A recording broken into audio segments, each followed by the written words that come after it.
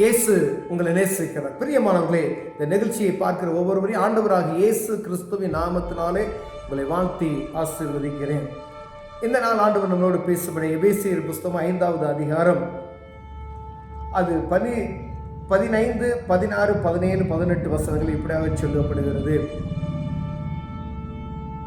ஆனபடியினாலே நீங்கள் ஞானமற்றவர்களைப் போல நடவாமல் ஞானம் உள்ளவர்களைப் போல கவனமாய் நடந்து கொள்ள பார்த்து, நாட்கள் பொல்லாதவைகளானதால் காலத்தை பிரயோஜனப்படுத்திக் கொள்ளுங்கள்.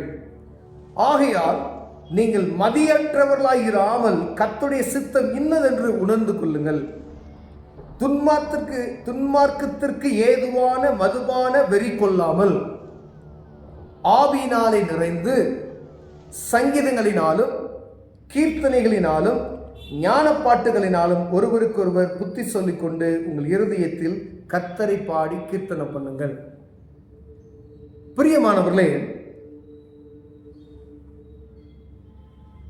ஆனபடியினாலே நீங்கள் ஞானமற்றவர்களைப் போல நடவாமல், ஆண்டவருடைய பிள்ளைகளுக்கு வேதம் தெளிவாக எழுதப்பட்டிருக்கிறது. ஞானமற்றவர்களைப் போல நடவாமல் ஞானமுள்ளவர்களைப் போல கவனமாய் நீங்கள் நடக்க வேண்டும் என்று சொல்லி தெளிவாக அப்போஸ்தலனாகிய பவுல் எழுதியிருக்கிறதை நாம் பார்க்க முடிகிறது. பிரியமானவர்களே, கவனமாய் நடந்து கொள்ளுங்கள்.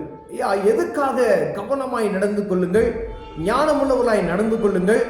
மதியற்றவர்களைப் போல நடந்து கொள்ளாதீர்கள். அடிக்கடி அடுத்து அவர் சொல்லுகிற ஒரு அழுத்தமான வார்த்தையை நாம் பார்க்க முடிகிறது. பிரியமானவர்களே, நாட்கள் பொல்லாதவைகள், காலத்தை பிரயோஜனப்படுத்திக் கொள்ளுங்கள். இது கடைசி காலத்தில் வாழுகிறோம் என்பது எல்லா ஊழியர்காரர்களும் சொல்றது நம்ம கேட்கிறோம், அது நமக்கு தெரியும். ஆனால் அதனுடைய பின் நடக்கக்கூடிய காரியம் எப்படி இருக்கும் என்பதை நாம் உணராதபடிக்கு நாம் அசதியாக இருக்கிறோம் என்று ஆண்டவர் நம்மளோடு பேசுகிறார். அதாவது உலகம் முடிய போகுது, ஆண்டவர் வரப்போறாரு, காலம் கடைசியாக இருக்கிறது, இதுக்கு முன்னாடிலாம் என்ன நடக்கும் அப்படின்றத அநேக காரியங்கள் ஆண்டவர் நமக்கு தெளிவாக எழுதி கொடுத்திருக்கிறார்.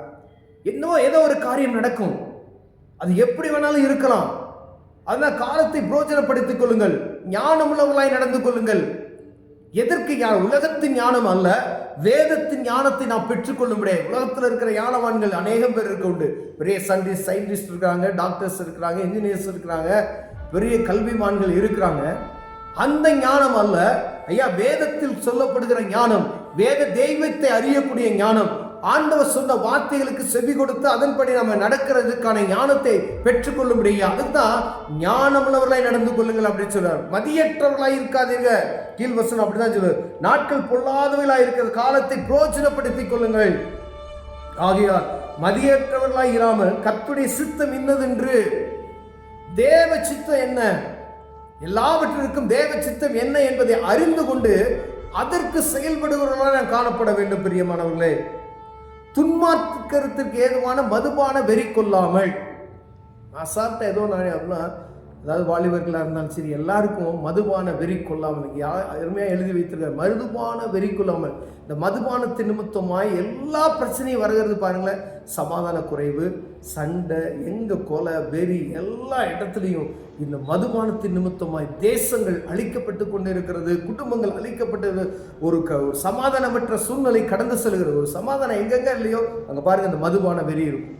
அப்ப எவ்வளவு ஜாக்கிரதை, இதெல்லாம் நம்ம விட்டு அப்புறப்படுத்தி விடும்படியாய். ஒருவேளை நமக்குள்ள இந்த காரியங்கள் இருக்குமே ஆனால் ஆண்டவர் சொல்லுகிறார், காலம் கடைசி ஆகிவிட்டது, நீங்கள் உங்களை பிரயோஜனப்படுத்திக் கொள்ளுங்க, உங்களை பாதுகாத்துக் கொள்ளுங்க, இப்படிப்பட்டதான காரியத்திலிருந்து நீங்க என்ன செய்யணும், விலகிவிட வேண்டும் என்று சொல்லி ஆண்டவர் தெளிவாக எழுதி வைத்திருக்கிறதை நாம் பார்க்க முடிகிறது. பிரியமானவர்களே, ஆவியில் நிறைந்து, அப்ப மதுபான வெறி கொள்ளாமல் ஆவியில நிறைந்து. அப்ப ஆண்டவருடைய காரியம் அடுத்தது என்ன? அதாவது கடந்த நாட்களில் ஒரு சகோதரர் பிரசங்கத்தை கேட்டேன், ப்ரூஸ்லி அவருடைய பிரசங்கத்தை. அவர் சொல்றார், 100% நீ உலகத்துக்கு வேலை செய்கிற அப்படின்னா 100% ஆண்டவருக்கு என்ன செய்யணும், பயனுள்ளதாக இருக்கணும். 100% நீங்கள் எவ்வளோக்கு எவ்வளோ உங்கள் வேலையில் உங்கள் குடும்பத்துக்கு நீங்கள் செலவு பண்ணுறீங்களோ 100% அதில் செலவு பண்ணுறதே 100% தேவ சமூகத்திலேயே செலவு பண்ணணும்.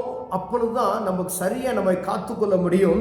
ஆண்டவர் சொன்ன அந்த ஞானம் உள்ளவர்களாய் நாம் நடப்பதற்கு 100க்கு 100 அங்க எவ்வளவு உலகத்துக்கு 100% கொடுக்குறேன், எத்தனை 80% உலகத்துக்கு நீங்க செலவு பண்ணீங்களா, 80% நம்ம தேவ சமூகத்துல செலவு பண்ணும். 100% நீங்க தேவ சமூகத்துக்கு நீங்க கொடுக்குறீங்களா, அதே போலதான் 100க்கு 100 அப்படியே தேவ சமூகத்துக்கு நம்ம செலவு பண்ணும் பிரியமானவர்களே. எவ்வளவு ஜாக்கிரதை உள்ள இருக்கணும், எவ்வளவு நேரம் நம்ம ஜெபிக்கிறோம், எவ்வளவு நேரம் நம்ம வேதம் வாசிக்கிறோம், தெய்வத்துக்கு கொடுக்க வேண்டிய நேரம் எவ்வளவு நேரம் நம்ம ஊழிய பார்க்கிறோம். எப்படியாவது சுவிசேஷத்தை அறிவிக்கும் என்று தீவிரமாய் பேசிக்கொண்டு இருக்கிற நாம் யாருக்கு சுவிசேஷத்தை அறிவித்திருக்கிறோம்? சங்கீதங்களினாலும் கீர்த்தனையினாலும் ஞான பாட்டுகளினாலும் ஒருவருக்கொருவர் புத்தி சொல்லிக் கொண்டு உங்கள் இருதயத்தை கர்த்தரிடத்தில் பாடி கீர்த்தனை பண்ணி. உலகத்தில் பயங்கரமான இன்ட்ரெஸ்டிங்கான காரியம் பெரிய, எங்க பார்த்தாலும் டான்ஸ், பாட்டு, சினிமா உலகம் மக்களை என்டர்டைன் பண்றதுக்கான அவங்க செய்யறாங்க. ஆனா ஆண்டவரை மகிமைப்படுத்தும்படியாய் சங்கீதங்களினாலும் கீர்த்தனைகளாலும் ஞான பாட்டுகளினாலும் பாடி ஆண்டவருடைய நாமத்தை நீங்கள் மகிமைப்படுத்துங்க. ஒருவருக்கு ஒருவர் நீங்க என்னங்க சொல்லுங்க, தேற்றிக்கொள்ளுங்கள் என்று சொல்லப்படுகிறது. உலகத்தில் இருக்க எல்லா காரியத்திலும் பர்ஃபெக்டா நாம நடந்து கொண்டு இருக்கிறோம். ஃபங்க்ஷன், ஒரு மேரேஜ், ஏதோ ஒரு வெளிய உலகத்தில் ஒரு காரியங்கள், அதை எவ்வளவு கிளாரிட்டியா நம்ம செஞ்சு முடிக்கிறோம் பாருங்க, ஒரு குறை இல்லாதபடி செய்யணும் அப்படின்னு சொல்லி. ஆனா ஆண்டவருக்கு கொடுக்க வேண்டிய நேரத்தை நாம் என்ன செய்யறதுல கவனம், அநேக இடங்கள்ல தெய்வத்துக்கு கொடுக்க வேண்டிய கனத்தை கொள்ளையடித்துக் கொண்டு இருக்கிறோம் மாணவர்களே. ஆண்டவர் வருத்தப்படுகிற ஒரு சூழ்நிலை, ஆவியானவர் துக்கப்படுகிற ஒரு காரியம். ஆண்டவர் உங்களோடு பேசுவார். ஆனால் இந்த நேரத்தில் இருந்து ஒரு முடிவு, ஆண்டவர் நான் உலகத்துக்கு நான் எவ்வளவு நேரம் செலவு பண்றனோ அந்த அளவு. நீங்க உலகத்துல 1 மணி நேரம் நீங்க போய் வீணா சுத்திட்டு வந்தீங்கன்னா தேவ சமூகத்துல 1 மணி நேரம் உட்கார்ந்து ஜெபம் பண்ணணும். அப்படி ஒரு முடிவை நமக்குள்ள எடுப்போமைனால் பாதுகாப்பு, ஞானம் அதெல்லாம் நிறைந்தவர்களாக நமக்கு காணப்படும். எதுக்கு இந்த ஞானம் வேணும்னா, வரப்போகிற ஆண்டவருடைய வருகைக்கு எதிர்நோக்கி புத்தியுள்ளவர்களாய் நடந்து கொள்ளும்படியாய் ஆண்டவருடைய சமூகத்துக்கு எதிர்நோக்கி ஆயத்தமுள்ளவர்களாய் காணப்படும்படியாக அழைக்கப்படுகிறோம் பிரியமானவர்களே. ஏதோ ஆயத்தம் சொல்றாங்களே, என்ன ஆயத்தம்? அவர் வரும்பொழுது அவரோடு கடந்து செல்வதற்கான ஆயத்தம். கைவிடப்பட்ட ஒரு சூழ்நிலை வறுமையானால் ரொம்ப கொடிதான காலத்திற்கு நேராக தள்ளப்பட்டு போவோம் பிரியமானவர்களே. ஆண்டவர் அதான் சொல்றாரு, ஆயத்தப்படுத்திக்கோங்க, ஆயத்தமாகுங்க, நாட்கள் கொடிதாக இருக்கிறது, ஆயத்தமாகுங்க, இதோ நான் சீக்கிரம் வருகிறேன் அப்படின்னு சொல்லி அவனவனுக்குரிய காரியத்தை அவனவனுக்கு கொடுக்கக்கூடிய அவனுடைய அந்த காரியங்கள் இருக்கிறது. அவ்வளவு ஜாக்கிரதையோட நம்ம இருக்கணும்னு சொல்லி ஆண்டவர் விரும்புகிறார் பிரியமானவர்களே. அதனால தான் ஆண்டவர் சொன்னார், நீங்கள் ஞானமற்றவர்களை போல நடவாமல் ஞானமுள்ளவர்களை போல கவனமாய் நீங்கள் நடந்து கொள்ளுங்க, மதியற்றவர்களை போல செய்யாதபடி. அப்படியே அடுத்தடுத்து சொல்றாரு, கர்த்தருடைய சித்தம் என்னது என்று ஆவியின் சிந்தையில வளருங்க அப்படின்னு சொல்லி. எவ்வளவு நேரம் வேதம் வாசிக்கிறோம், எவ்வளவு நேரம் நம்ம ஜெபம் பண்றோம், ஆலயத்துக்கு எப்படி கனம் பண்றோம், ஆலயத்துக்கு எப்படி போறோம், நம்ம எல்லாவற்றையும் பார்த்து நம்ம நிதானிக்கக்கூடிய ஒரு சூழ்நிலையில் இருக்கிறோம் பிரியமானவர்களே. எந்த நேரத்தில் என்ன நடக்கும்னு சொல்லி யாருக்கும் தெரியாது. அவருடைய வருகை சீக்கிரத்தில் இருக்கிறது. அது எப்படி வரும்னு சொல்லி நமக்கு தெரியாது. ஆண்டவருடைய வருகை எப்போ அப்படின்னு யாருக்கும் தெரியாது. ஆனா ஆண்டவர் சொல்லுகிற ஒரு காரியம், அடுத்தடுத்து ஜாக்கிரதை உள்ளவர்களாக இருங்கள், எச்சரிக்கையா இருங்கள், ஆயத்தமா இருங்கள் அப்படின்னு. அப்ப ஆண்டவர் உங்களோடும் என்னோடு பேசுகிறவருக்கு ஆயத்தமா இருங்க, எப்பயுமே ஞானம் உள்ளவர்களாக இருங்க, ஆவியின் சிந்தையில நடங்க அப்படின்னு சொல்லி சொல்றாரு. இதுல குறைவுள்ளவர்களாய் காணப்படுவோமானா தேவ சமூகத்தில் ஆண்டவரே நாங்கள் வேதத்தின் பிரகாரம் நடக்க, ஆண்டவருக்கு பிரியமாக நடக்க எங்களுக்கு உதவி செய்யுங்கன்னு சொல்லி ஜெபம் செய்வோம். அன்பின் தகப்பனே, அருமையான நாளுக்காய் ஸ்தோத்திரம் ஆண்டவரே.